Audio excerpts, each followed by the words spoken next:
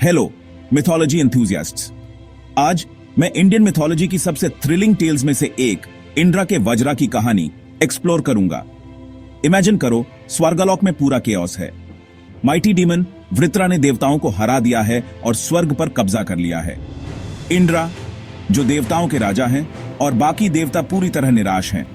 वो ब्रह्मा जी, जो क्रिएटर हैं, के पास सॉल्यूशन ढूंढने जाते हैं। ब्रह्मा जी एक कड़वा सच बताते हैं, वृत्रा को आम वेपन से नहीं हराया जा सकता।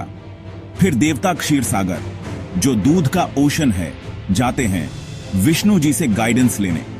विष्णु जी अपनी इन्फिनिट विजडम से उन्हें बताते हैं कि सिर्फ एक डिवाइन वेपन ही वृत्रा को हरा सकता है, और वो एक महान सेज के शरीर से बनाना होगा।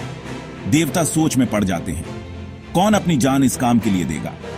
तभी आते हैं महर्षि दधीची, जो सेल्फलेसनेस और विजडम की मिसाल हैं। देवता उनके हर्मिटेज में जाते हैं और अपनी प्रॉब्लम बताते हैं।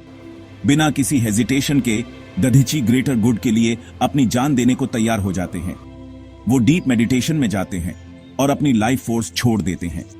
उनका शरीर खत्म हो जाता है, बस उनकी पावरफुल बोन्स बचती हैं। देवता ये sacred bones celestial architect Vishwakarma के पास ले जाते हैं। अपनी डिवाइन क्राफ्ट्समैनशिप से विश्वकर्मा वज्रा बनाते हैं, एक इंडिस्ट्रक्टिबल वेपन। इंद्रा अब फॉर्मिडेबल वज्रा से लैस इमेंस पावर फील करते हैं। फाइनल बैटल स्वर्गलोक के गेट्स पर शुरू होती है। इंद्रा वज्रा चलाते हुए वृत्रा से जबरदस्त लड़ाई करते हैं।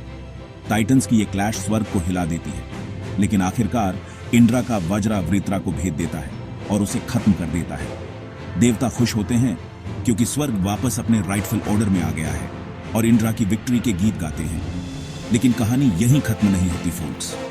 वज्रा सिर्फ एक वेपन नहीं है, ये करेज, स्ट्रेंथ और राइचसनेस का सिंबल है।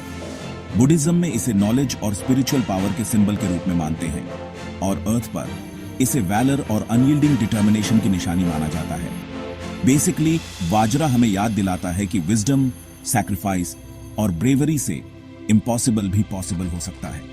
तो अगली बार जब आप इंद्रा के वज्रा के बारे में सोचें, तो इसका प्रोफाउंड मैसेज याद रखना।